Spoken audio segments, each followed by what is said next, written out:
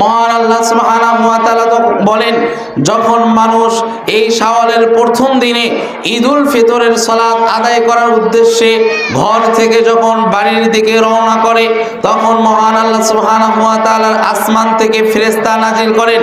ফেরেশতা নাজিল করে রোজাদারদেরকে রাস্তার মোড়ে মোড়ে সংবর্ধনা দেওয়া হয়, তাদেরকে স্বাগত জানানো হয়, তাদেরকে আহলান সাহলান মারহাবা বলা হয়।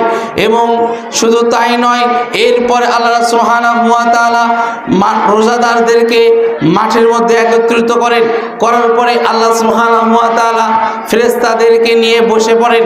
ফেরেশতাদেরকে নিয়ে বসে ফেরেশতাদেরকে এভাবে গর্ব করে বলেন, বাহা বিহিম মালাইকা, হে শোনো আমার ফেরেশতারা, আমি তো দেখতে পাচ্ছি দুনিয়ার জমিনে অমুক একটি গ্রামে, চন্দনপাট একটি গ্রামে মাঠ হয়েছে, আর এই মাঠের মধ্যে মানুষ একত্রিত হয়ে সেখানে সালাত আদায় করতেছে। বাহা বিহিম মালাইকা ফাকালা ইয়া মালাইকাতি, হে আমার ফেরেশতারা, তারা কিসের আশায়, কোন উদ্দেশ্যে যে তারা এই ঈদের সালাতে একত্রিত হয়ে তারা এখানে বসে আছে? তখন ফেরেশতারা বললেন, প্রতিপালক আপনি ভালো জানেন তারা কোন আশায়, কোন নিয়তে সেখানে বসে আছেন। তখন মহান আল্লাহ সুবহানাহু ওয়া তাআলা ফেরেশতাদেরকে বলেন, শোনো ফেরেশতারা, যারা এই ঈদের সালাতে একত্রিত হলো, অর্থাৎ তারা তাদের কাজকে পরিপূর্ণ করলো। এখন তো তোমাদেরকে আমি জিজ্ঞাসা করতে চাচ্ছি, ফেরেশতারা শোনো, যারা এই ঈদের সালাতে একত্রিত হয়ে তারা তার কাজকে পরিপূর্ণ করলো, অর্থাৎ একজন দিন মজুর যদি তার কাজকে পূর্ণ করে দেয়, এখন তার জন্য কি অপেক্ষা করে? তখন ফেরেশতারা বলেন, অবশ্যই সে তার পারিশ্রমিক হিসাবে দিন মজুর হিসাবে সে তার পারিশ্রমিক এখন তার প্রাপ্য। তখন মহান আল্লাহ সুবহানাহু ওয়া তাআলা বলেন, ফেরেশতারা শোনো, ইরজিউ ক্বাদ গফারাত লাকুম ওয়া বাদদালতু সাইয়্যাতিকুম বিল হাসানাত। ভাই সকল, আপনারা সকলে একটু খেয়াল করে শুনুন। মহান আল্লাহ সুবহানাহু ওয়া তাআলা যারা আরবি গ্রামার জানেন এবং বোঝেন, মহান আল্লাহ সুবহানাহু ওয়া তাআলা এখানে বলছেন ক্বাদ গফারাত লাকুম, অবশ্যই যারা সিয়াম পালন করেছে, তারাবির সালাত আদায় করেছে এবং যারা কিয়ামুল লাইল করেছে, মহান আল্লাহ সুবহানাহু ওয়া তাআলা বলছেন ক্বাদ গফারাত লাকুম, অবশ্যই আমি তাদের অতীতের সকল গুনাহ ক্ষমা করে দিয়েছি। সুবহানাল্লাহি বিহামদিহি, আল্লাহু আকবার, আল্লাহু আকবার, লা ইলাহা ইল্লাল্লাহু, আল্লাহু আকবার, আল্লাহু আকবার, ওয়ালিল্লাহিল হামদ। সম্মানিত উপস্থিতবৃন্দ, শুধু তাই নয়, প্রতিপালক শুধু ক্ষমা করে দিয়ে ক্ষান্ত হননি। প্রতিপালক এবার বলছেন, ওয়াবাদদালতু সাইয়্যাতিকুম বিল হাসানাত। ফেরেশতারা তোমরা জেনে রেখো, ফেরেশতারা তোমরা শুনে রেখো, আমার বান্দারা 30 দিন সিয়াম পালন করেছে, তারা তারাবির সালাত আদায় করেছে, তারা কিয়ামুল লাইল করেছে, লাইলাতুল কদর তালাশ করেছে এবং তারা ঈদুল ফিতরে একত্রিত হয়ে সালাত আদায় করেছে। অতএব আমি তো তাদেরকে ক্ষমা করে দিলাম। তাদের যত গুনাহ ছিল এই গুনাহগুলো আমি নেকি দ্বারা পরিপূর্ণ করে দিয়ে দিলাম। সুবহানাল্লাহি বিহামদিহি। সম্মানিত উপস্থিতবৃন্দ, একজন রোজাদারের এর থেকে বড় পাওনা আর কিছুই থাকে না যে রোজাদারকে ক্ষমা করে দেওয়া হয় আল্লাহর পক্ষ থেকে। শুধু ক্ষমা নয়, আল্লাহ বলছেন তার অতীতের গুনাহগুলো আবার নেকি দ্বারা পরিপূর্ণ করে দেওয়া হয়। সুবহানাল্লাহি বিহামদিহি। সম্মানিত উপস্থিতবৃন্দ, এখন আজকে আমরা খুব সংক্ষেপে আলোচনা করব মহান আল্লাহ সুবহানাহু ওয়া তাআলা যে জান্নাত জাহান্নাম তৈরি করেছেন, জান্নাত জাহান্নাম তৈরি করেছেন। আজকে আমরা আলোচনা করব জাহান্নামের কিছু পরিচয় নিয়ে। সম্মানিত উপস্থিতবৃন্দ, দেখুন মহান আল্লাহ সুবহানাহু ওয়া তাআলা জাহান্নামের পরিচয় পবিত্র কোরআনুল কারীমের মধ্যে কিভাবে তুলে ধরছেন। মহান আল্লাহ সুবহানাহু ওয়া তাআলা পবিত্র কোরআনুল কারীমের 30 নং পারা সূরাতুল হুমাযার মধ্যে মহান আল্লাহ বলেন, কাল্লা লা ইউমবাযান্না ফিল হুতামা ওয়া মা আদরাকা মাল হুতামা নারুল্লাহিল মুকাদা। মহান আল্লাহ সুবহানাহু ওয়া তাআলা বলেন, কাল্লা লা ইউমবাযান্না ফিল হুতামা, অবশ্যই আমি তাদেরকে, অর্থাৎ যারা পাপিষ্ঠ, যারা পাপকারী, তাদেরকে আমি হুতামার মধ্যে প্রবেশ করাবো। ওয়া মা আদরাকা মাল হুতামা, হে মুহাম্মদ সাল্লাল্লাহু আলাইহি ওয়াসাল্লাম, আপনি কি জানেন হুতামা কি? নারুল্লাহিল মুকাতা, হোতামা হচ্ছে এমন একটি জাহান্নাম, হোতামা হচ্ছে এমন একটি জাহান্নাম, হোতামা হচ্ছে এমন একটি জাহান্নাম আল্লাতী তাত্তারিউ আলাল আফইদা, যে জাহান্নামের মধ্যে কোনো কিছু ছেড়ে দেওয়া হলে সেই জাহান্নাম মানুষকে চূর্ণ বিচ্ছিন্ন করে দেয়। জাহান্নামের মধ্যে যদি দেওয়া হয় পাথরকে, তাহলে জাহান্নামের এত ক্ষমতা যে পাথরকে সে চূর্ণ বিচ্ছিন্ন করে গলে দিতে পারে। জাহান্নামের মধ্যে যদি ছেড়ে দেওয়া হয় কোনো লোহাকে, তাহলে ওই জাহান্নামের এত ক্ষমতা যে লোহাকে সে গলিয়ে ফেলে। সম্মানিত উপস্থিতবৃন্দ, দেখুন আল্লাহ সুবহানাহু ওয়া তাআলা জাহান্নামের পরিচয় এইভাবে কোরআনুল কারীমের মধ্যে তুলে ধরছেন।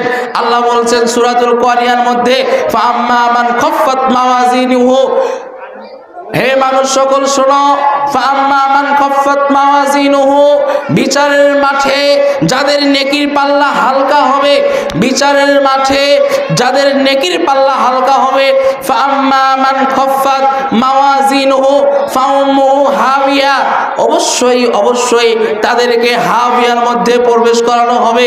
ওয়ামা আদরাকা মা হিয়া, হে মুহাম্মদ সাল্লাল্লাহু আলাইহি ওয়াসাল্লাম, আপনি কি জানেন হাবিয়াটা কি?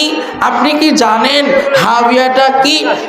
ওয়াম্মা মান খাফফাত মাওয়াজিনুহু ফাউম্মুহু হাবিয়া ওয়ামা আদরাকা মা হিয়া নারুন হামিয়া। হাবিয়া হচ্ছে এমন একটি জাহান্নাম, হাবিয়া হচ্ছে এমন একটি জাহান্নাম যেখানে প্রথম আল্লাহ যে আগুন দিয়েছেন ওই আগুন আর কখনোই শেষ হবে না। অর্থাৎ ওটা একটা আল্লাহর প্রজ্বলিত একটি আগুন, যে আগুনের কোনোই শেষ নেই। সম্মানিত উপস্থিতবৃন্দ, এইটা হচ্ছে মহান আল্লাহর জাহান্নামের পরিচয়। এবার আমি জাহান্নামীদের পরিচয় সম্পর্কে একটি হাদিস বলবো। মহান আল্লাহ সুবহানাহু ওয়া তাআলা, আল্লাহ রাসূল সাল্লাল্লাহু আলাইহি ওয়াসাল্লাম সহিহ বুখারীর 504 নং হাদিসের মধ্যে আল্লাহ রাসূল সাল্লাল্লাহু আলাইহি ওয়াসাল্লাম বলেন, ইন্না গিলযা জিলদিল কাফির ইসনানি ওয়া আরবাউনা জিরাআন ওয়া ইন্না জিরসাতু আহাদিন ওয়া ইন্না মাজলিসু মিন জাহান্নামা কামা বাইনাল মাক্কাতা ওয়াল মাদিনা। সম্মানিত উপস্থিতবৃন্দ, দেখুন আল্লাহ রাসূল সাল্লাল্লাহু আলাইহি ওয়াসাল্লাম জাহান্নামীর পরিচয় এভাবে ধরছেন, হে মানুষ সকল তোমরা শোনো, যারা জাহান্নামী হবে, যারা জাহান্নামের মধ্যে চলে যাবে, ইন্না গিলজাল জাদিল কাফির ইসনানি ওয়া আরবাউনা, জাহান্নামীদের শরীরের চামড়া হবে, জাহান্নামীদের শরীরের চামড়া হবে 42 হাত মোটা। এবার আপনি আপনার বিবেককে প্রশ্ন করুন, 42 হাত কত বড়? অর্থাৎ একজন জাহান্নামীর শরীরের চামড়া হবে 42 হাত মোটা। নাউজুবিল্লাহ। সম্মানিত উপস্থিতবৃন্দ, আল্লাহ আপনি আমাদের সকলকে এই জাহান্নাম থেকে রক্ষা করুন, আল্লাহুম্মা আমিন।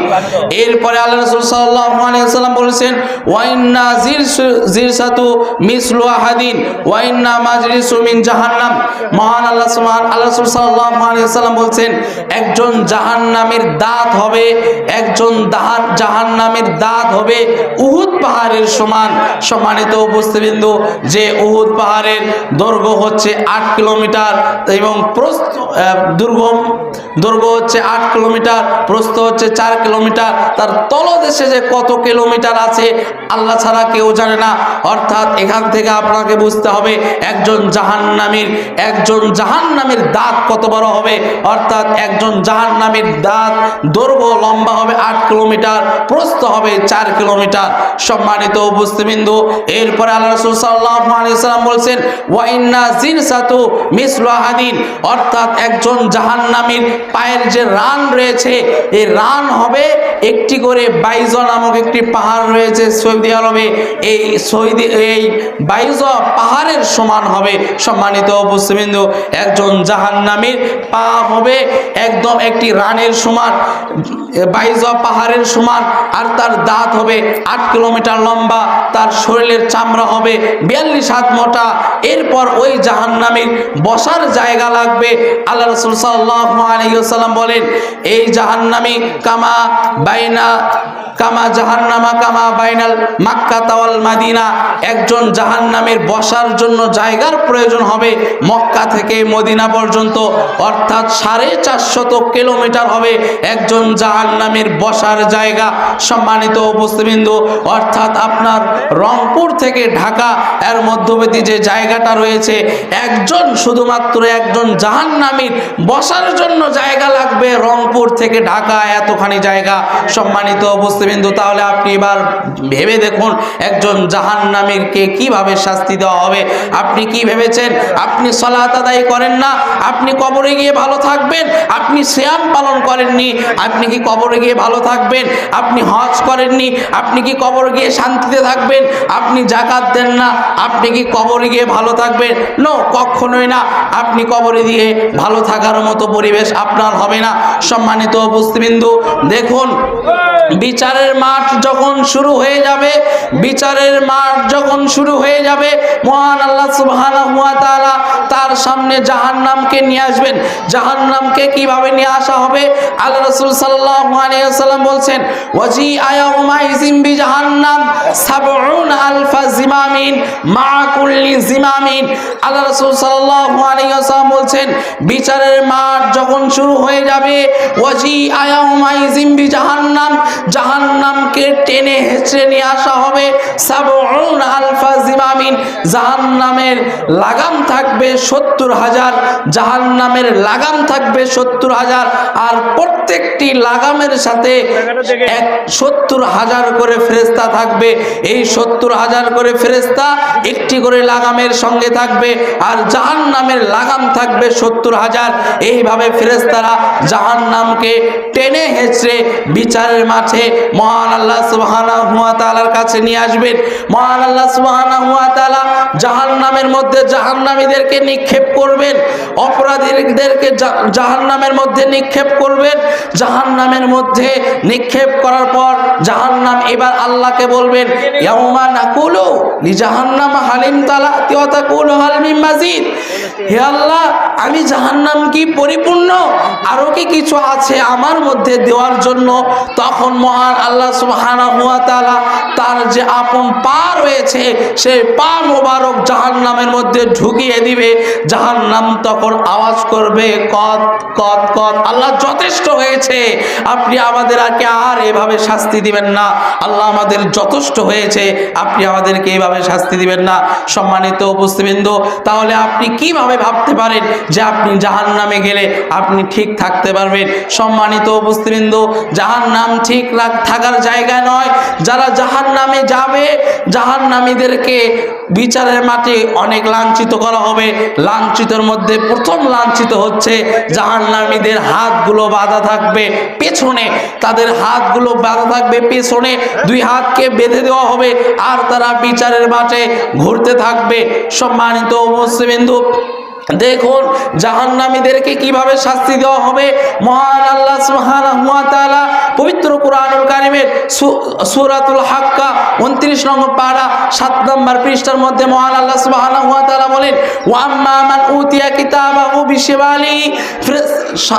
মহান আল্লাহ সুবহানাহু ওয়া তাআলা বলছেন, দুনিয়াবাসী তোমরা শোনো, ওয়া আম্মা মান উতিয়া কিতাবাহু বিশিমালি, বিচারের মাঠে যাদের নেকি দেওয়া হবে বাম হাতে, যাদের নেকি দেওয়া হবে বাম হাতে, আর তারা তাদের আমলনামাগুলো বাম হাতে পাওয়ার পরে এবার মহান আল্লাহ সুবহানাহু ওয়া তাআলার কাছে তারা আমলনামাগুলো দেখে বলবে, ইয়া লাইতাহা কানাতিল কাজিয়া, হে আমার প্রতিপালক, হে আমার প্রতিপালক, যদি দুনিয়ার জীবনে আমাদের শেষ হয়ে যেত, আমাদেরকে যদি আর কবরে না আসা হতো, দুনিয়ার জীবনে যদি আমাদের শেষ হয়ে যেত, ইয়া লাইতাহা কানাতিল কাজিয়া মা আগনা আন্নি মালিয়া, দুনিয়াতে আমার এত এত সম্পদ ছিল, আমার বাড়ি ছিল, আমার গাড়ি ছিল, আমার ফ্ল্যাট ছিল, আমার জমি ছিল, আমার কত সম্পদ ছিল, আমার কত সম্পদ ছিল, আমি তো আল্লাহর রাস্তায় কিছুই দেইনি।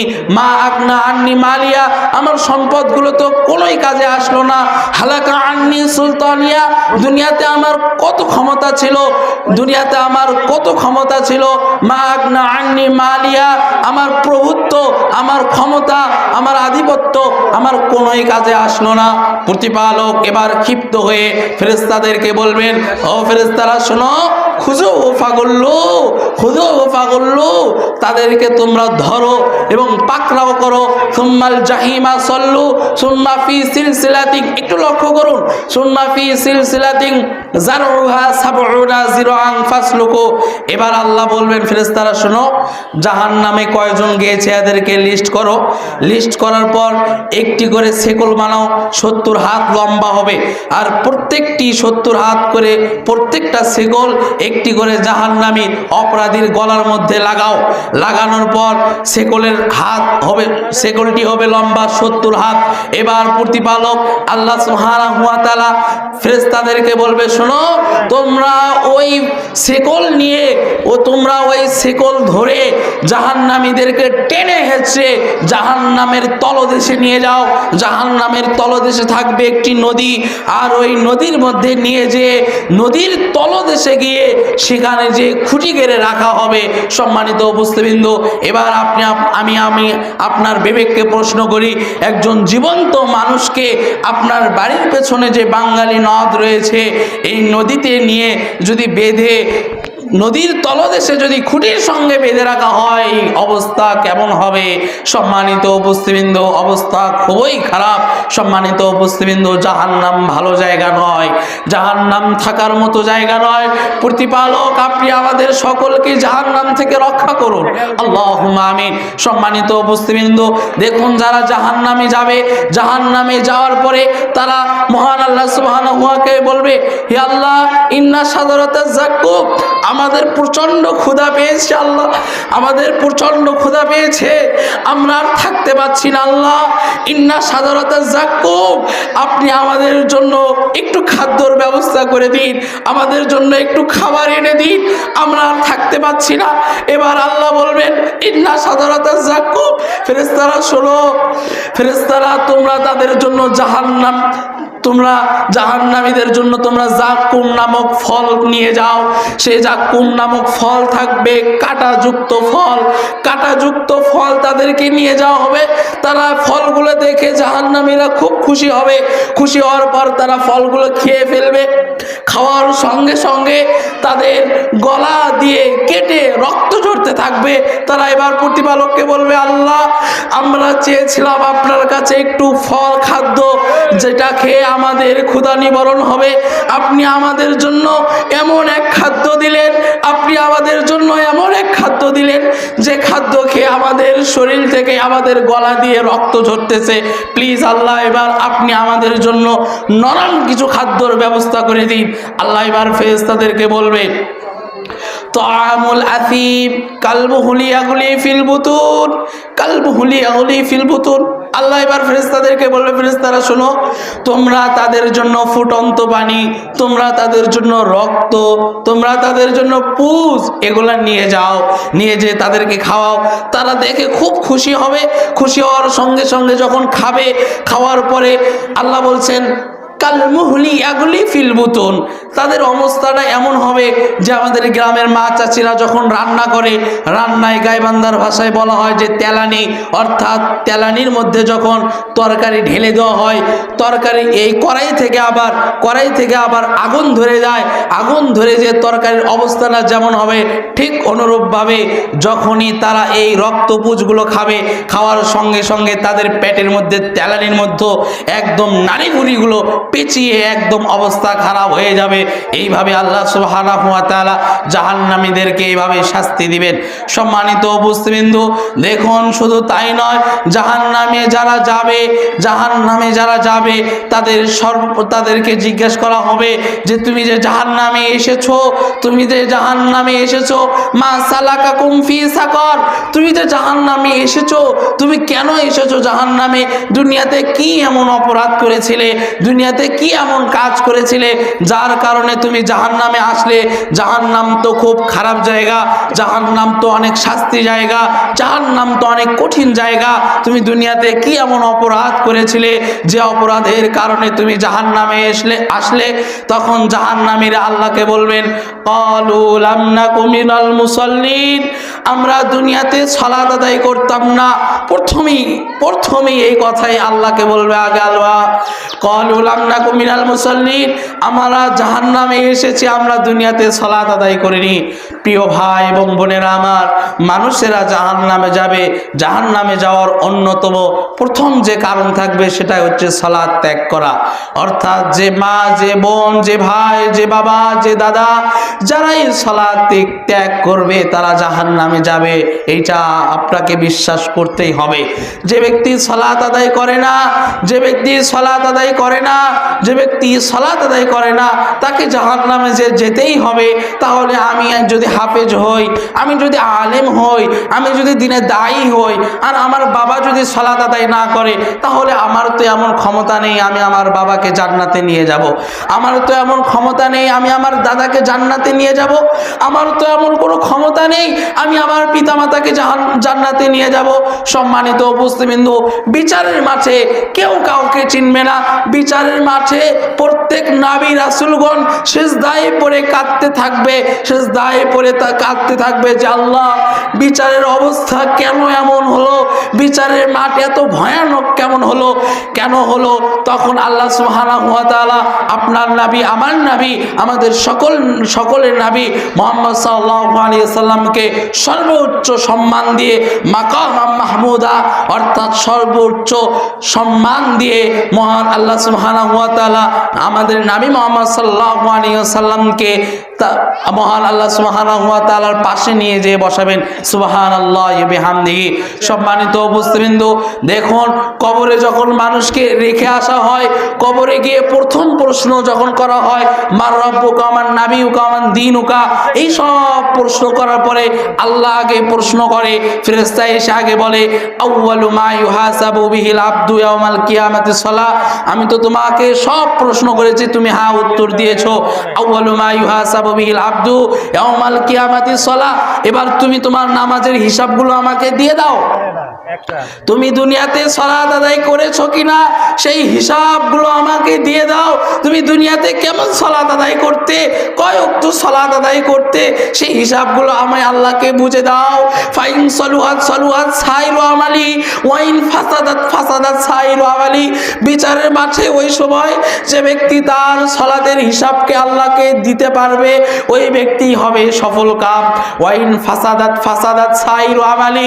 বিচারের মাঠে যে তার সালাতের হিসাব দিতে পারবে না, ওই ব্যক্তির থাকার জায়গা হবে জাহান্নাম। সম্মানিত প্রিয় দিনী ভাই ও বোনেরা আমার, আপনাদের কাছে আমার জোরালো আবেদন থাকবে, দুনিয়াতে আপনি যত বড় অপরাধী করুন না কেন, আপনাকে অন্তত দিনে রাতে 5 ওয়াক্ত সালাত আদায় করতে হবে যদি আপনি জান্নাত থেকে বাঁচতে চাই।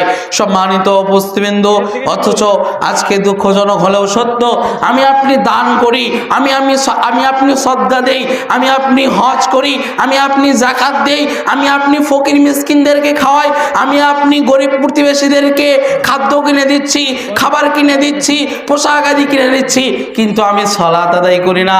আরে ভাই, আপনি যদি সালাত আদায় না করেন তাহলে তো আপনার এই সকল ইবাদত আল্লাহর দরবারে কোনোই কাজে আসবে না।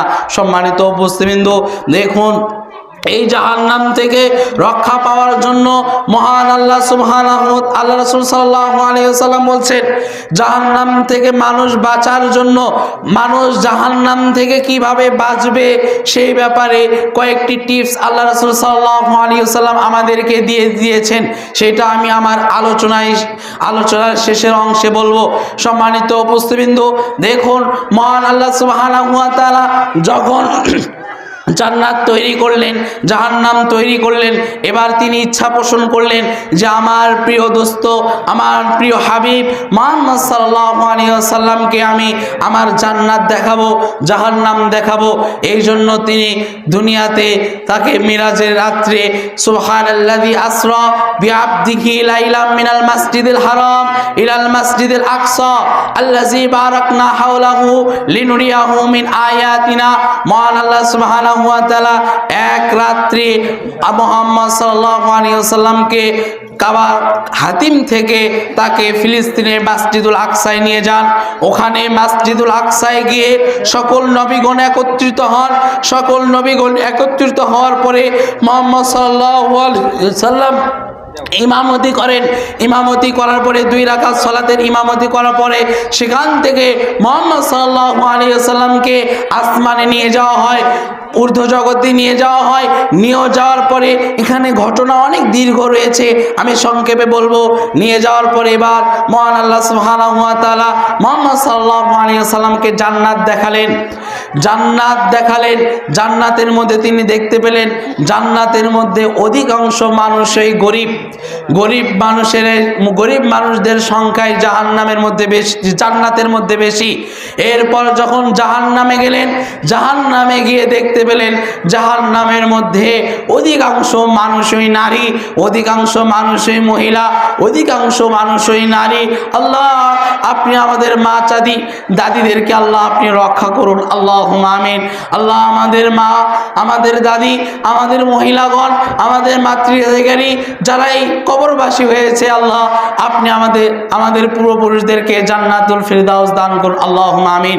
সম্মানিত উপস্থিতবৃন্দ, মুহাম্মদ সাল্লাল্লাহু আলাইহি ওয়াসাল্লাম যখন দেখতে পেলেন জাহান্নামের মধ্যে খালি নারী আর নারী, মহিলা লোক দিয়েই ভরা, কিন্তু এটা কেন? মুহাম্মদ সাল্লাল্লাহু আলাইহি ওয়াসাল্লাম জিবরাইল আমিনকে জিজ্ঞাসা করলেন, হে ভাই জিবরাইল আমিন, জাহান্নামের মধ্যে আমি শুধু দেখতে পাচ্ছি শুধু মহিলা, শুধু নারী আর নারী, এইটার কারণ কি? তখন জিবরাইল আমিন, হাদিসে কুদসির মধ্যে এসেছে, জিবরাইল আমিন তখন বলেছিলেন জাহান্নামের মধ্যে নারী আসার মাত্র 4টি কারণ। এই 4টি কারণের কোনো একটি মহিলা যদি ত্যাগ করে তাহলে তাকে জাহান্নামে যেতেই হবে। 1, 5 ওয়াক্ত সালাত আদায় করতে হবে নিয়মিত। যে মহিলা, যে মা 5 ওয়াক্ত সালাত আদায় করবে না, ওই মহিলার থাকার জায়গা হবে জাহান্নাম। আমার মা যদি 5 ওয়াক্ত সালাত আদায় না করে, আমার মাকে যেতে হবে জাহান্নামে। আমার নানি যদি 5 ওয়াক্ত সালাত আদায় না করে, আমার প্রতিবেশী চাচি যদি 5 ওয়াক্ত সালাত আদায় না করে, তাহলে তার থাকার জায়গা হবে জাহান্নাম। 2, রমাদান মাসের সিয়াম। রমাদান মাসের সিয়াম যদি কোনো মা যদি ছেড়ে দেয়, কোনো বোন যদি ছেড়ে দেয়, কোনো চাচি যদি ছেড়ে দেয়, কোনো দাদি যদি ছেড়ে দেয়, তাহলে তার থাকার জায়গা হবে জাহান্নাম। 3, ওয়া হাফিজাত ফুরুজাহা। যদি কোনো মা, যদি কোনো বোন বেপরদা হয়ে চলাফেরা করে, বেপরদা হয়ে যদি চলাফেরা করে, তাহলে সেই মা, সেই বোনের থাকার জায়গা হবে জাহান্নাম। সেই বোনের থাকার জায়গা, সেই মার থাকার জায়গা হবে জাহান্নাম। সম্মানিত উপস্থিতবৃন্দ, প্রথম 3টা আমাদের সকলেই বেশি করে, অর্থাৎ আমাদের মা চাচিরা 5 ওয়াক্ত সালাত আদায় করে, এই কথা সত্য। রমজান মাসের ইবাদত করে, রমাদান মাসের সিয়াম পালন করে, এই কথাও সত্য। এরপরে পর্দা পুশিদা করে, এই কথাও সত্য। 4র্থ নাম্বার, অর্থাৎ অধিকাংশ যে নারীরা জাহান্নামে যাবে বেশি, সেটাই হচ্ছে স্বামীর আনুগত্য করা। আজকে দুঃখজনক হলেও একথা সত্য, আজকে 90% মহিলা তাদের স্বামীর আনুগত্য করতে ইচ্ছুক নয়। তারা তাদের স্বামীকে মানতে চায় না, তারা তাদের স্বামীর আনুগত্য করতে চায় না, স্বামীর সেবা যত্ন করতে চায় না। অথচ মুহাম্মদ সাল্লাল্লাহু আলাইহি ওয়াসাল্লাম বলেছেন, হে মা সকল তোমরা শোনো, হে বোন সকল তোমরা শোনো, তোমরা যদি তোমাদের স্বামীর আনুগত্য করো, তোমরা যদি তোমাদের স্বামীর সেবা যত্ন করো, তাহলেই তোমাদের জন্য রয়েছে জান্নাত। তোমার স্বামীকে ইনকাম করে দিয়ে তোমাকে জান্নাতে যেতে হবে না, এই কথা মুহাম্মদ বলিনি। তোমার স্বামীকে টাকা পয়সা দিয়ে, জমি জমা দিয়ে তারপরে তোমাকে জান্নাতে যেতে হবে, এই কথা মুহাম্মদ সাল্লাল্লাহু আলাইহি ওয়াসাল্লাম বলিনি। কিন্তু মুহাম্মদ সাল্লাল্লাহু আলাইহি ওয়াসাল্লাম বলেছেন, তোমার স্বামীর খেদমত করে, তোমার স্বামীর আনুগত্য করে তোমাকে জান্নাতে যেতে হবে, এই কথাই সত্য। সম্মানিত উপস্থিতি মা ও বোনেরা, আমি সকলকে জোরালো আবেদন রাখবো, আপনাদের জান্নাতে যাওয়া খুবই সহজ যদি আপনারা এই 4টি কাজ করেন। 1, রমাদান মাসের সিয়াম পালন করতে হবে, 5 ওয়াক্ত সালাত আদায় করতে হবে, পর্দা পুশিদা করতে হবে। 4 নাম্বার হচ্ছে স্বামীর আনুগত্য করতে হবে। সম্মানিত উপস্থিতবৃন্দ, এই যে আমরা ঈদগাহে এসেছি, ঈদগাহ থেকে বাড়িতে যাওয়ার পরে আমার ছেলে, আপনার ছেলে, আমার মেয়ে, আপনার মেয়ে, এই যে রাস্তাঘাটে যদি অশ্লীল পোশাক পরে তারা চলাফেরা করে, তারা যদি বেপরদার মতো বেপরদা হয়ে যদি চলাফেরা করে, তাহলে আমি আপনি হব দায়ুস। আল্লাহ রাসূল সাল্লাল্লাহু আলাইহি ওয়াসাল্লাম বলেছেন, ওয়াইন নারিহা মিনাল জান্নাতি, আল্লাহ রাসূল সাল্লাল্লাহু আলাইহি ওয়াসাল্লাম বলেছেন, যে ব্যক্তি দায়ুস হবে ওই ব্যক্তি তো জান্নাতে যাবে না, বরং জান্নাতে ঘ্রাণও পাবে না। নাউজুবিল্লাহ। সম্মানিত উপস্থিতিবৃন্দ, এই জন্য আমরা সকলেই খেয়াল রাখবো, আমি আপনি যেন দায়ুস না হই,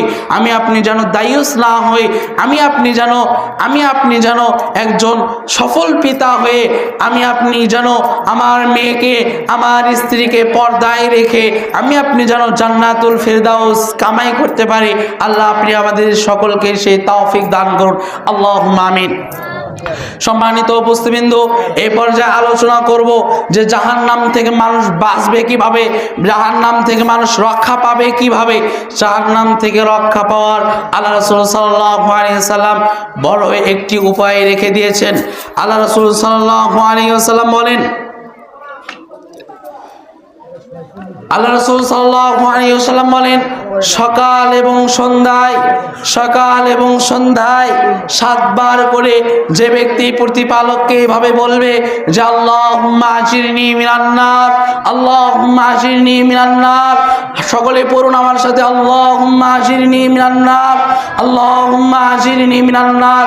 হে আল্লাহ, আমি আপনার থেকে জাহান্নাম থেকে বাঁচতে চাই। যে ব্যক্তি সকাল এবং সন্ধ্যায় এই কথা বলে, আল্লাহ রাসূল সাল্লাল্লাহু আলাইহি ওয়াসাল্লাম বলেন যে তখন জাহান্নাম আল্লাহর কাছে বলে যে আল্লাহ, অমুক গ্রামের অমুক বান্দা সে সকালেও আমার থেকে বাঁচতে চায়, বিকালেও আমার থেকে বাঁচতে চায়, আমি জাহান্নামে সে আসতে চায় না। আল্লাহ আপনি ওই ব্যক্তির ব্যাপারে কিছু বলুন। তখন আল্লাহ সুবহানাহু ওয়া তাআলা তখন বলেন যে হে জাহান্নাম, তোমার থেকে আমি ওই ব্যক্তিকে রক্ষা করে দিলাম, অর্থাৎ ওই ব্যক্তি যাবে জান্নাতে। সুবহানাল্লাহ। খুব সহজ। কি? সকালেও বলতে হবে আল্লাহুম্মা আজিরনি মিনান নার 7 বার, বিকালেও বলতে হবে আল্লাহুম্মা আজিরনি মিনান নার। এই কথাটা ফজরের সালাতের পর যদি কোনো ব্যক্তি 7 বার এবং মাগরিবের সালাতের পর যদি কোনো ব্যক্তি 7 বার বলে, তখন আল্লাহ সুবহানাহু ওয়া তাআলা তাকে জাহান্নাম থেকে হেফাজত করবেন। আল্লাহ আপনি আমাদের সকলকে জাহান্নাম হতে হেফাজত করুন, আল্লাহুম্মা আমিন।